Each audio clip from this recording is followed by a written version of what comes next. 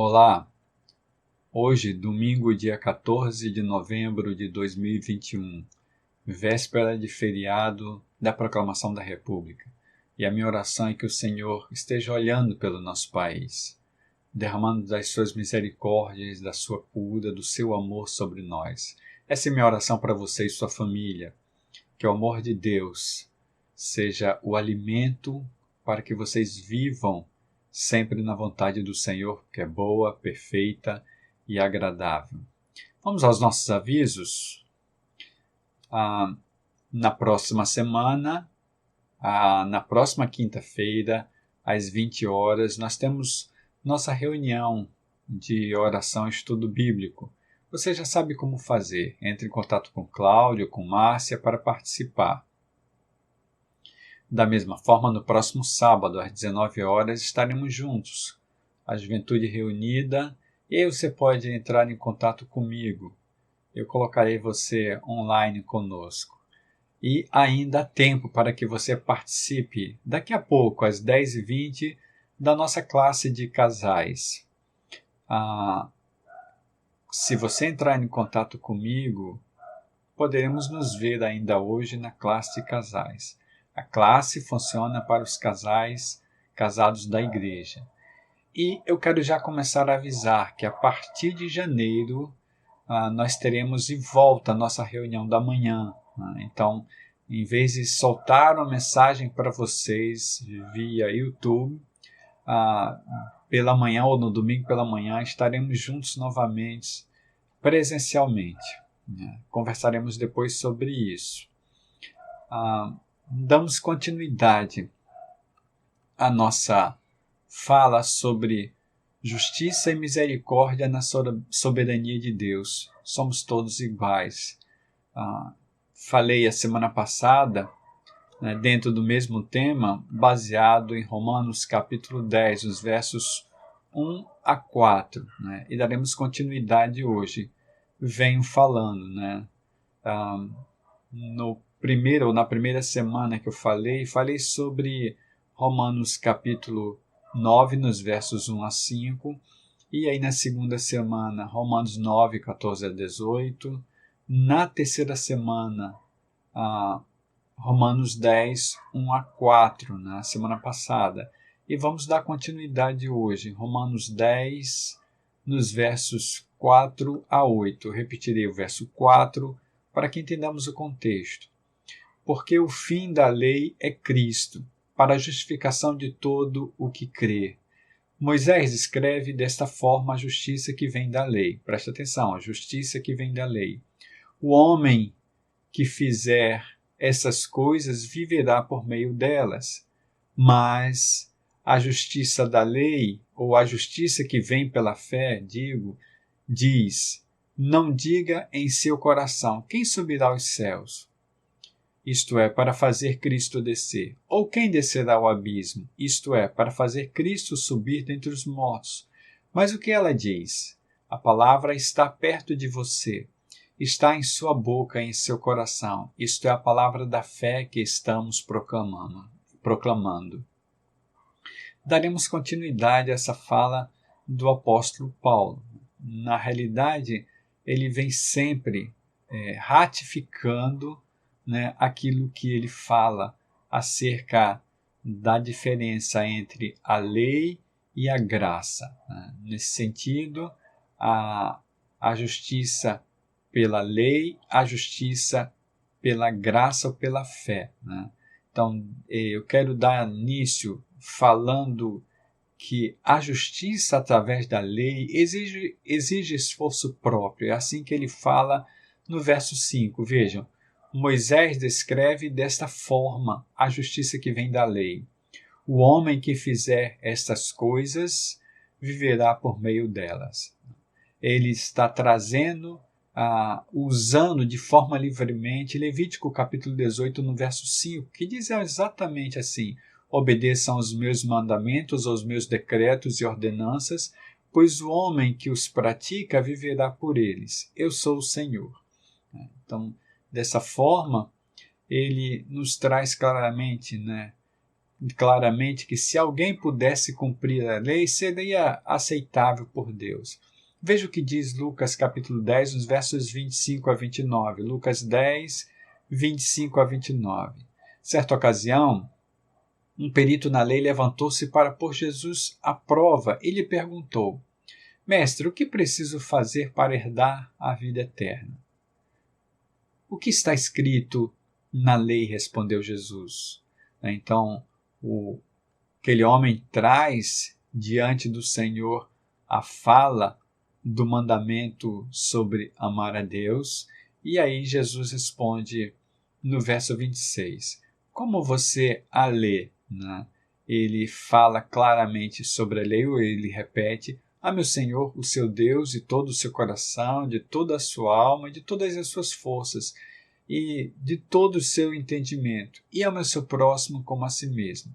Jesus olha para aquele homem e diz: você respondeu corretamente, faça isso e viverá. Veja, quando o apóstolo Paulo diz que se alguém pudesse cumprir a lei seria aceitável a Deus, é exatamente isso que ele está querendo dizer. Né? Você consegue amar, diz Jesus àquele homem. Se você consegue amar ao Senhor e ao seu próximo, você cumpriu a lei. Né? Então, nesse sentido, Jesus diz para ele: vá e faça isso, você viverá. Você pode prestar atenção que a partir do verso 29, aí ele já vai questionar quem é o próximo, e aí Jesus traz o que a gente chama da palavra do da parábola do samaritano. Né? Mas veja, falando sobre isso, que o apóstolo Paulo diz em Gálatas capítulo 3, nos versos 11 e 12. Gálatas 3, 11 e 12, o apóstolo Paulo diz assim: é evidente que diante de Deus ninguém é justificado pela lei. Veja, o que ele diz? Ninguém é justificado pela lei no verso 11. No verso 12 ele vai dizer: a lei não é baseada na fé. Ao contrário, quem pratica essas coisas, por elas vive ou viverá. Né? Nesse sentido, o que o apóstolo Paulo está falando em Gálatas 3,12 é exatamente o que ele fala em Romanos 10, 6. Né? Então, da mesma forma, o texto de Deuteronômio que ele traz, tá? Aliás, de Levítico, falei Deuteronômio que a gente já vai falar sobre Deuteronômio, de Levítico 18:5 que ele traz. Então, nesse sentido, ele está embasado exatamente na própria palavra, ou no que está escrito no Antigo Testamento. Né? Ele traz as Escrituras como seu embasamento. Mas eu quero trazer um outro texto para você. A fala do apóstolo Paulo em Romanos capítulo 2, nos versos 21 a 25. Veja o que ele fala sobre isso. Romanos 2, 21 a 25. E então, você que ensina os outros, não ensina você mesmo? Você que prega contra o furto, furta? Você que diz que não se deve adulterar, adultera?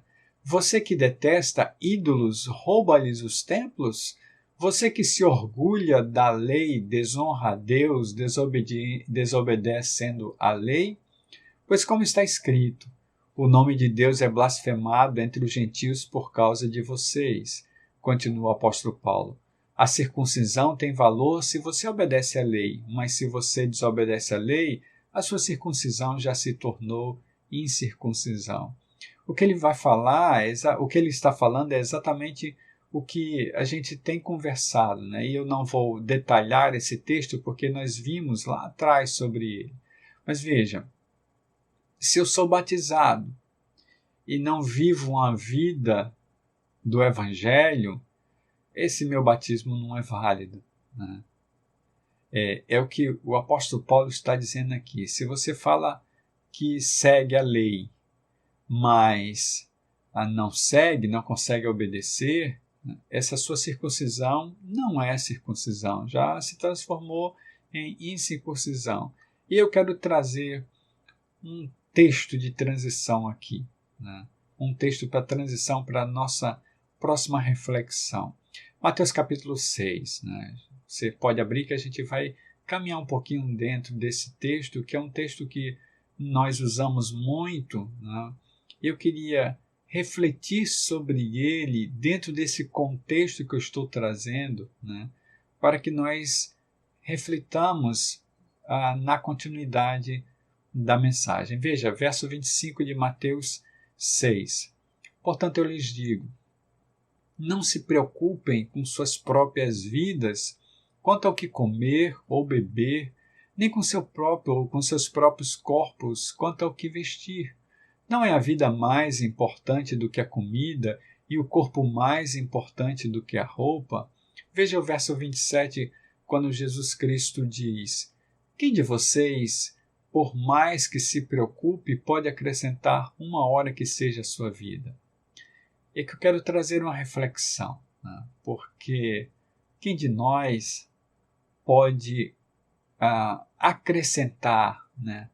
Pode somar para as nossas provisões, para a nossa própria salvação? Quem? Nesse sentido, eu quero trazer exatamente o pensamento de Jesus, dando na continuidade, ainda em Mateus capítulo 6, nos versos 31 e 34, quando ele diz: portanto, não se preocupem. Eu diria, não fiquem ansiosos, dizendo, que vamos comer, ou que vamos beber, ou que vamos vestir? Pois os pagãos é que correm atrás dessas coisas, mas o Pai Celestial sabe que vocês precisam delas. E aí ele traz uma fala que me faz pensar. Ele diz: busquem, pois, em primeiro lugar, o reino de Deus e a sua justiça, e todas essas coisas serão acrescentadas a vocês. Aí ele continua dizendo no verso 34, portanto não se preocupem com amanhã, pois o amanhã trará suas próprias preocupações. Basta cada dia seu próprio mal.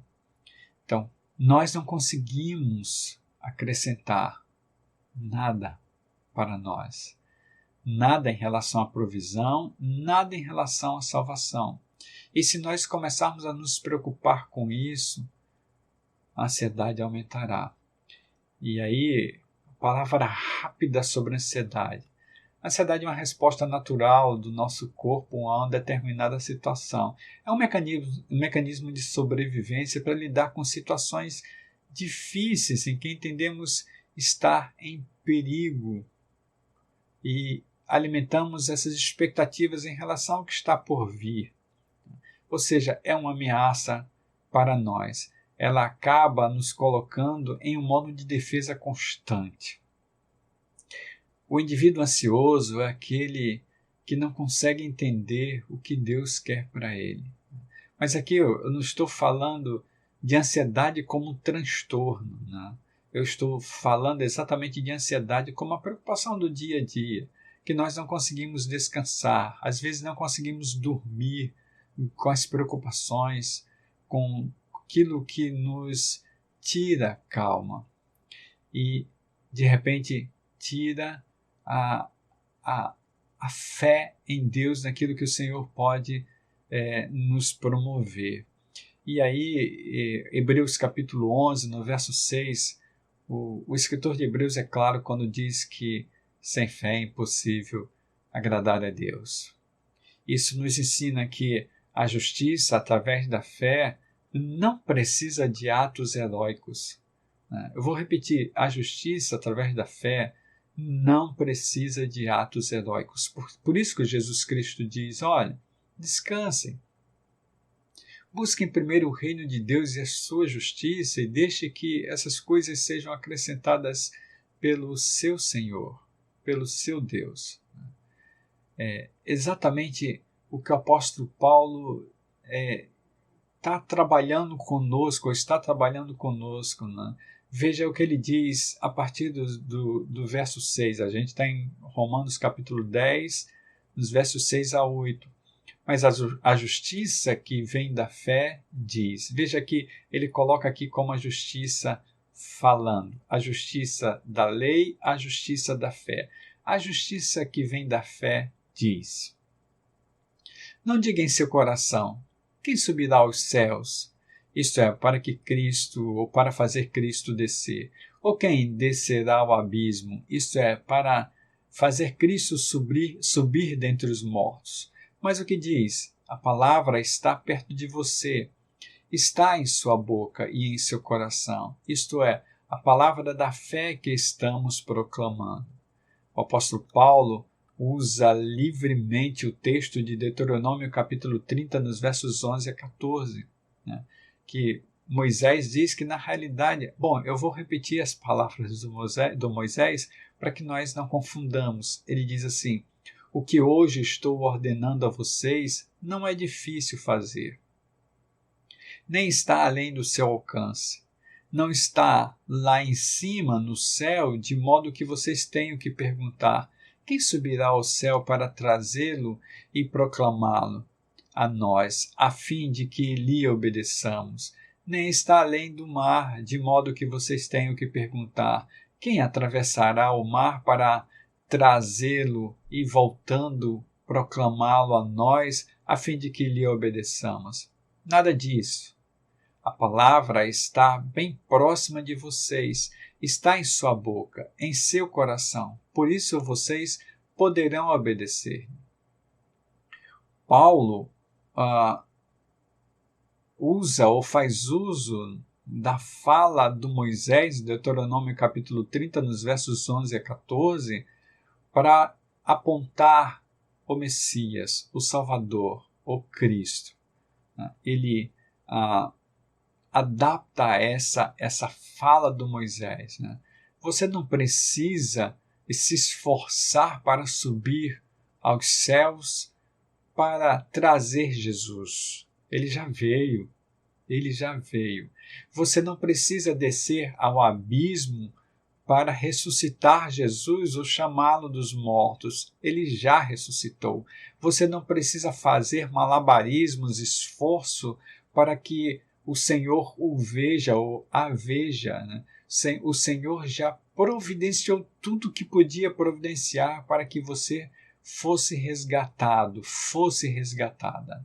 Nesse sentido, o apóstolo Paulo aponta para o Messias na referência da fala de Moisés em Deuteronômio capítulo 30, nos versos 11 a 14. E é assim que ele fala em Efésios capítulo 4, nos versos 8 a 10. Veja, Efésios 4, 8 a 10. Por isso que foi dito: quando ele subiu em triunfo às alturas, levou cativo muitos prisioneiros e deu dons aos homens.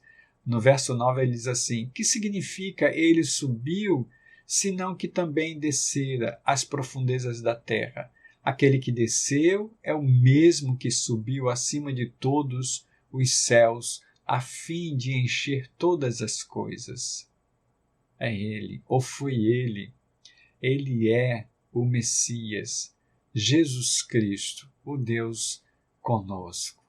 Então, já foi providenciado, já foi realizado, né? A gente vem falando muito nessas últimas semanas sobre isso.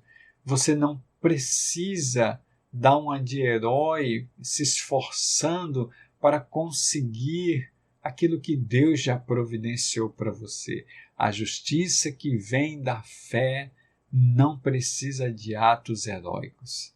A fala é bem clara. E aí eu queria levar você, ou eu quero levar você para a continuidade do Deuteronômio, já caminhando para o final. Deuteronômio capítulo 30, nos versos 15 a 20, Deuteronômio 30, 15 a 20, Moisés fala assim. Vejam que hoje, e aí a fala de Moisés é a fala de Deus.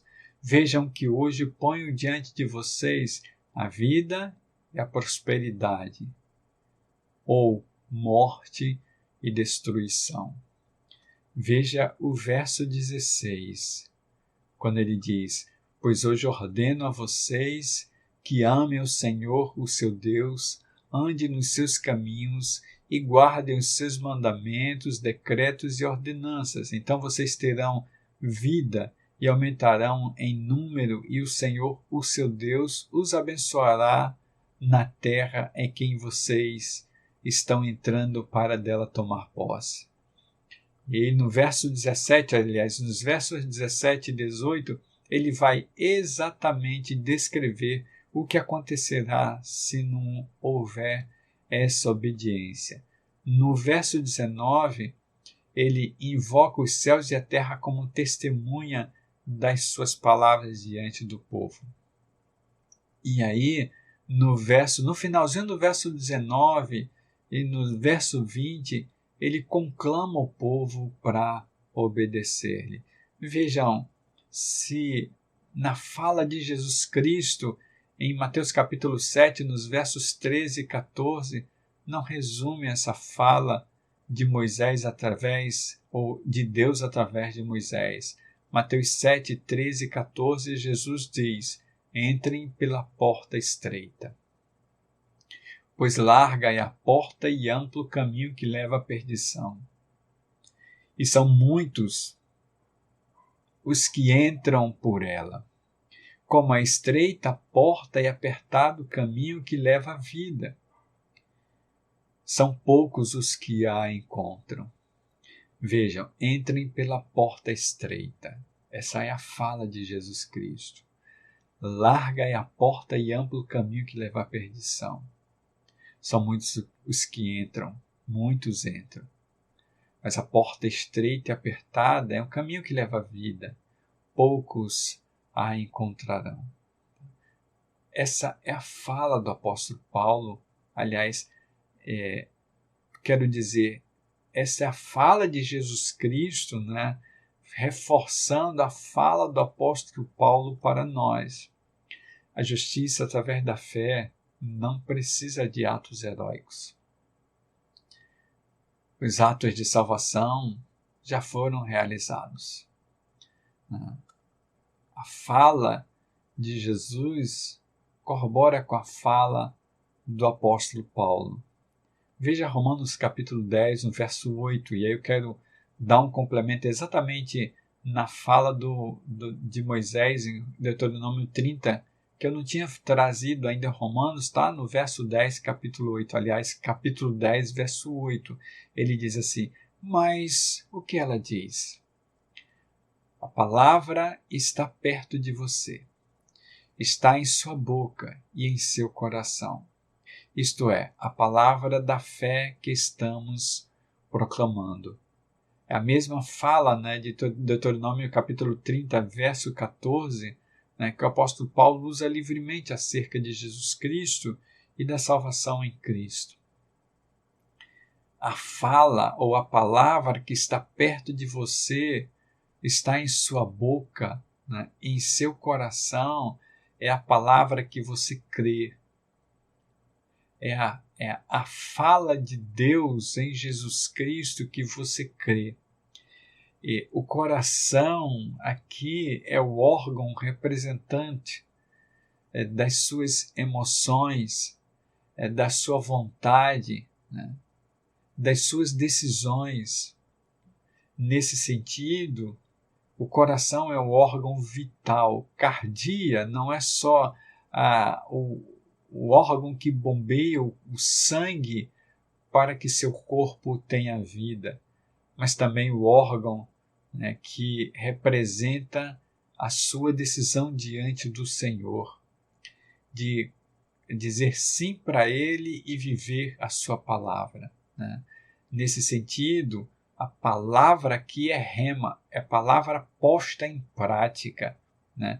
É palavra transferida, é palavra poderosa, que não só é falada, mas é vivida. A palavra que está em seu coração é a palavra que transcende e através da sua fala é usada para transformar vidas. É o seu testemunho que transforma vidas. Aqui o apóstolo Paulo não está falando de pregação, está falando de testemunho vivo, de fala que se confessa ou fala que confessa o amor de Deus por si e vive esse amor. A gente vai dar continuidade, né? Porque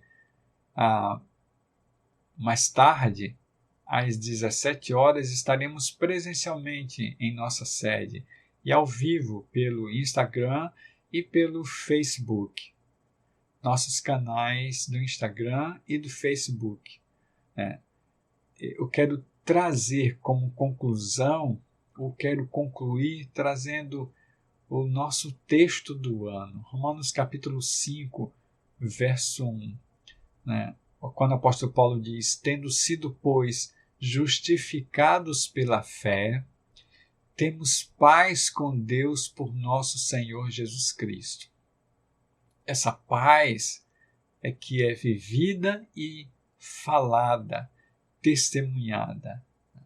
Nesse sentido, é a paz dada pelo Espírito, concedida pelo Espírito Santo de Deus e que pode te alimentar, fazendo com que você entenda, fazendo com que eu entenda que buscar o reino de Deus e a justiça pela fé faz com que eu me sinta descansado no Senhor e que a minha esperança esteja sendo ou seja sempre renovada para a honra e glória de Deus, para que eu entenda claramente que o Senhor não depende de mim para me conceder a sua graça, o seu amor, a sua paz, as suas misericórdias renovadas diariamente, a sua unção, a comunhão no Espírito Santo do Senhor, esperando até que o Senhor venha nos buscar. Essa é a minha oração para você.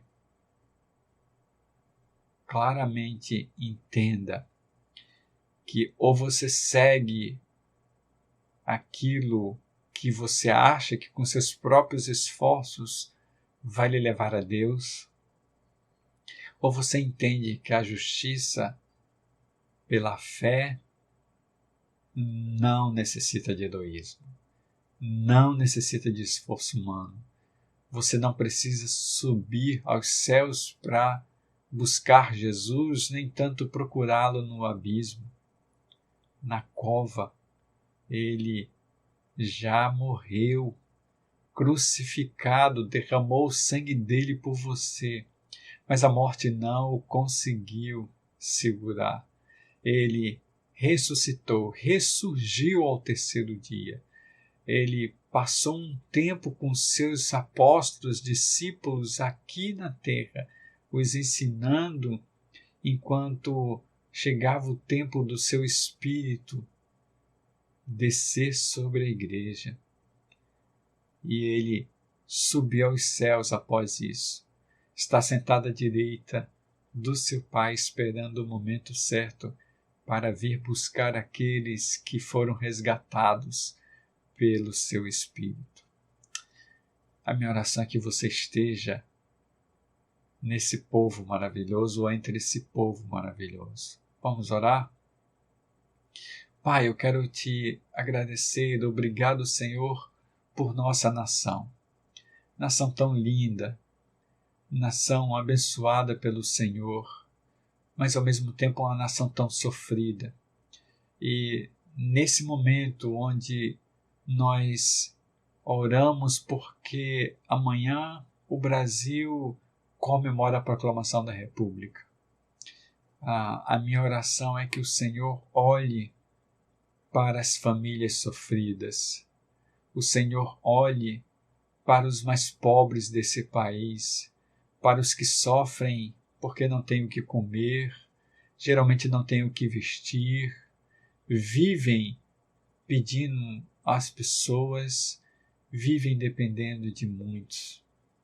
A minha oração, Senhor, é para que o Senhor acorde a sua igreja para olhar para esse povo, para olhar para as minorias, para perceber quem precisa ser ajudado. A minha oração, Senhor, é para que a igreja, a tua igreja, entenda que é através dela que o teu amor será derramado, que é através dela que os mais necessitados alcançarão ajuda, que ela não fique depositando em homens a sua esperança, pois a sua esperança está em Jesus Cristo. E a fala do Senhor é clara sobre isso. A minha oração, Senhor, é que o Senhor olhe pelo nosso país para que nós tenhamos paz, que o teu amor seja derramado. E, Senhor, visite os hospitais deste país, que o Senhor mantenha essa pandemia controlada segundo a sua vontade. Continua reforçando equipes de saúde, Senhor, e derramando do teu poder sobre eles para que eles mantenham o vírus controlado. Eu quero te agradecer, Senhor, por tudo que o Senhor tem nos feito e te coloco este país mais uma vez em tuas mãos. Que o teu amor, a tua graça, tuas misericórdias renovadas sobre nós e tua unção através do teu Espírito estejam com todos nós, hoje e para sempre. No nome de Jesus. Amém. A minha oração sobre você é exatamente essa. Eu quero complementar. Que o rosto do Senhor esteja sobre o seu rosto, o teu rosto, te dando a paz. Deus te abençoe.